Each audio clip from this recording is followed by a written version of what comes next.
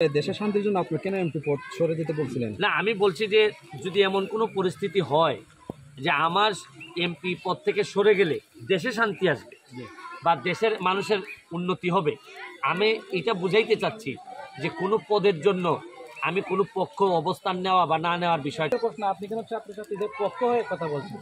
আমি এখন বিষয়টা হচ্ছে গিয়ে যে আমি তো সবসময় ছাত্রছাত্রীদের পক্ষে, কারণ এরা কোটা সংস্কার চাইছে, আমিও চাইছি, এরা বিচার চাইতেছে আর বিচারও চাইতেছে। এখন এরা চাইতেছে যে যা চাচ্ছে তাতে মনে হইতেছে এরা সরকারের পদত্যাগ চায়, জননেত্রী শেখ হাসিনার পদত্যাগ চায়।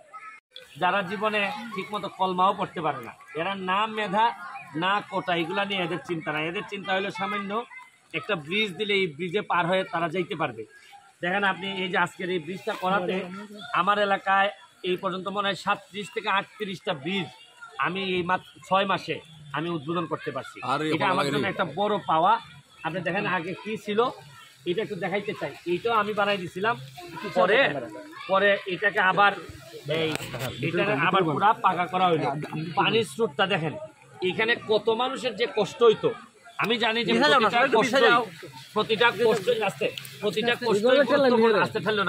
প্রতিটা কষ্টই গুরুত্বপূর্ণ। যে জায়গায় মানুষ কষ্ট পাচ্ছে এইটাই আমরা মনে করি যে এইটাই আমাদের অ্যাড্রেস করা বা অ্যাটেনশন দেওয়া উচিত।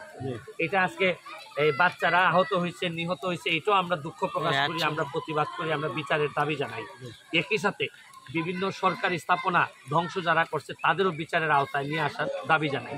একই সাথে দেখেন আমি এমপি হিসাবে 7 লাখ মানুষের জন্য যে দায়িত্ব, এই দায়িত্ব পালন করার জন্য দিনে রাইতে কাজ করে যাচ্ছে। গতকালকে বৃহস্পতিবার 3টার সময় ঢাকা ছিলাম, ঢাকাতে লাইভ করছি, ভিডিও করে কালকে রাতে এসেই আজকে সকালবেলা এটা দ্বিতীয় ব্রিজ আমার উদ্বোধন, এটাও আমি শেষ করে যাচ্ছি। কিন্তু একটা কথা হচ্ছে যে মানুষের জন্য কাজ কখনো থামাই রাখেন না। হয়তো আমি রাইট হইতে পারি, আমি রং হইতে পারি, কিন্তু একটা জিনিস আমি বুঝি যে মানুষের কষ্ট নিবারণের জন্য কাজ করলে এটার পুরস্কার স্বয়ং রাব্বুল আলামিন দেন। আচ্ছা ভাই, দেশের শান্তির জন্য আপনি কেন এমপি পদ সরে দিতে বলছিলেন? না, আমি বলছি যে যদি এমন কোনো পরিস্থিতি হয় যে আমার এমপি পদ থেকে সরে গেলে দেশে শান্তি আসবে বা দেশের মানুষের উন্নতি হবে, আমি এটা বুঝাইতে চাচ্ছি যে কোনো পদের জন্য আমি কোনো পক্ষ অবস্থান নেওয়া বা না নেওয়ার বিষয়টা না। আমার কাছে মুখ্য উদ্দেশ্য হচ্ছে গিয়ে শান্তি ফিরাইয়া নিয়ে আসা। এটার জন্য আমি ব্যক্তিগতভাবে কতটা জলাঞ্জলি দিতে পারি, কতটা ছাড়তে পারি, এটার একটা উদাহরণ আপনাদের সামনে তুলে ধরতে চাই। ধরেন আমি বললাম যে ভাই আমি সবই চাই, কিন্তু আমার এমপি পদটা কোনোভাবে ছাড়বো না। আমি এই রকম লোক আমি না। আমার কথা হচ্ছে যে ভাই শান্তির জন্য সংবিধান সংরক্ষণ এবং শান্তির জন্য আর দেশের সরকার যেভাবে বিচার আচার করতে চাচ্ছে এইগুলার পথ করে দেওয়ার জন্য আমি আমার যে কোনো ধরনের স্যাক্রিফাইস করতে রাজি আছি। অনেকের প্রশ্ন, আপনি কেন ছাত্রছাত্রীদের পক্ষ হয়ে কথা বলছেন? আমি এখন বিষয়টা হচ্ছে গিয়ে যে আমি তো সবসময় ছাত্রছাত্রীদের পক্ষে, কারণ এরা কোটা সংস্কার চাইছে, আমিও চাইছি, এরা বিচার চাইতেছে আর বিচারও চাইতেছে। এখন এরা চাইতেছে যে যা চাচ্ছে তাতে মনে হইতেছে এরা সরকারের পদত্যাগ চায়, জননেত্রী শেখ হাসিনার পদত্যাগ চায়। তারা এমন সব কথাবার্তা বলতেছে, বকাঝকা করতেছে ফেসবুকের মধ্যে। এখন আমার নেতা হচ্ছে শেখ হাসিনা, আমি তো আমার নেতার বিরুদ্ধে কেউ বললে তো আমার কষ্ট হবে। এবং আমি যদি মনে করি যে আমার নেতা শেখ হাসিনা, এখন আপনি যখন আমার নেতারে আপনি গালাগালি করবেন তখন আমি আপনার সাথে আর কত দূর যাব? এখন আপনি আস্তে আস্তে যখন আমার বুকের উপর উঠে যাবেন, তাহলে এখন যদি আমি ছাত্রদের পক্ষে, ছাত্ররা ধরেন আমার পতন চায়, যে আমি কি আমার পতনটুকু কিভাবে চাইতে পারি যদি নৈতিকভাবে? আমি তো কোনো খারাপ কিছু করি নাই যে আপনি আমার পতন চাইবেন। এখন আপনাদের বিচার চাইতে গিয়ে অন্য ষড়যন্ত্রকারীরা যখন ছাত্রদের সাথে ঢুকে যায়, ছাত্ররা তো এখন কোমলমতি, এদেরকে যে কোনো কিছু বুঝাইলেই বোঝানো যাচ্ছে। তো এই কারণে আমি তো একটা বিবেক আছে, আর আমি তো একটা মেম্বার অফ পার্লামেন্ট, আমি 7 লাখ মানুষের নেতা। আমি তো ধরেন কোনো এরকম ইউটিউবার না যে ধরেন যারা সবাই না যে জনসমর্থন পাওয়ার জন্য বা পপুলারিটি পাওয়ার জন্য আমি লাফায়ে পড়বো। ধরেন আমার তো কিছুই করা লাগতো না, আমার জনপ্রিয়তা ধরে রাখার জন্য আমি যদি স্বার্থপর হইতাম, ছাত্রদের পক্ষে একটা স্টেটমেন্ট দিলেই তো কালকে থেকে আমি মহান নেতা হয়ে যেতাম। ছাত্রদের পক্ষে বললাম, আমি যদি বলি ছাত্রদের পক্ষে অ্যাটাক করো, এখন সব কিছু ভেঙে চুরে দাও, এইটুকু বললে পরের দিন থেকে ফেসবুকে আপনি কি দেখতেন যে আগামী প্রধানমন্ত্রী হওয়ার যোগ্যতা আছে ব্যারিস্টার সুমনের, বা ব্যারিস্টার সুমন মানবতাবাদী নেতা, আমার তো বেশি কিছু বলা লাগে না, একটা এঠাক করে একটা সাউন্ড করলেই তো নেতা হয়ে মানে সব ছাত্রদের মনে ঢুকে যাওয়া যায়। অনেক অনেক সেলিব্রিটি দেখবেন আপনি 19 দিন পরে ইজ্জত বাঁচানোর জন্য আইসা বলতেছে যে না এটা ঠিক না, এই না সেই না। এগুলা যারা আসছে আপনি বেশিরভাগ লোকই দেখবেন নিজের কোনো রকম স্কিন বাঁচানোর জন্য আসছে। কিন্তু আমি তো ভালো করেই বুঝি, আমি সারা জীবন দেখবেন পপুলার বিষয় যেগুলা মানুষের পছন্দের জিনিসগুলা নিয়েই আমি কাজ করছি। এইবার কেন আমি পছন্দের জিনিসগুলার আমি ছাত্ররা কেন তাদের মনের মতো করে আমি হইতে পারলাম না?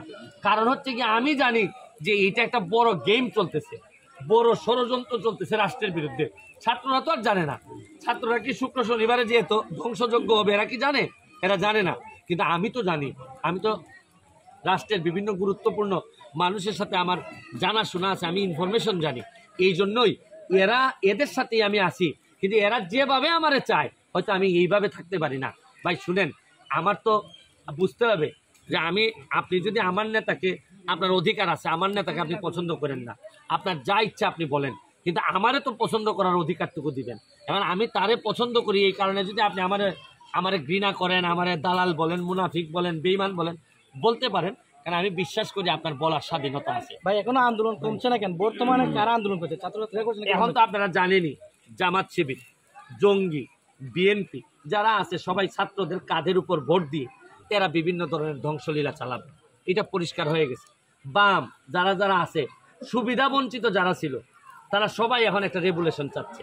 এটা কিন্তু রাষ্ট্রের স্বার্থে না, এটা দেশের যে অর্থনীতির অবস্থা, এই অবস্থায় রাষ্ট্রের জননেত্রী শেখ হাসিনা যদি শক্তভাবে না ধরেন তাহলে আমাদের আরও সমস্যা থাকতে পারে। আমাদের অর্থনীতির অবস্থা তো আপনারা এমনিতেই দেখতেছেন। সুতরাং আমার কাছে মনে হইতেছে এটা একটা বৃহৎ ষড়যন্ত্র। শুনেন, সেদিনই আমি বুঝছি যে জননেত্রী শেখ হাসিনার বিরুদ্ধে এইরকম আন্দোলন হবে। কেন জানেন? কোন দিন? যেদিন একমাত্র প্রধানমন্ত্রী হিসাবে যিনি ফিলিস্তিনি মানুষের পক্ষে দাঁড়াইছেন এবং ইসরায়েলের বিরোধিতা করছেন। আপনি তো বহু বাংলাদেশে মুসলমান প্রতিনিধি আসছিলেন, কেউ কি ইসরায়েলের বিরুদ্ধে সরাসরি কথা বলতে আপনি শুনছেন? একমাত্র প্রধানমন্ত্রী শেখ হাসিনা বলছেন। সেদিনই আমি বুঝছি যে আমেরিকা, ইসরায়েল, বড় বড় যারা আছে, এই যে ইউনুস, ডক্টর মোহাম্মদ ইউনুস ঘুরে বেড়াচ্ছে, তাদের উদ্দেশ্য এখন ডক্টর মোহাম্মদ ইউনুসকে ক্ষমতায় বসায় একটা রেগুলেশন করা। আসলে কিন্তু এই দেশটারে ওই মুক্তিযুদ্ধের আগের জায়গায় নিয়ে ওই গুলামি করানোই হচ্ছে গিয়ে এদের ইচ্ছা। Thank you. সোনারঘাট মাধবপুরে কি হবে? সোনারঘাট মাধবপুরের ভালো কিছু করার জন্য আমি যদি যাই করি না কেন, সোনারঘাট মাধবপুরের মানুষ আমার জানাজার মানুষ। এই জানাজার মানুষের নিশ্চয়তা দিয়েই আমি যাবো থাকবো, এটা পুরাটাই সোনারঘাট মাধবপুরের মানুষই আমাকে নির্ধারণ করে দিবে।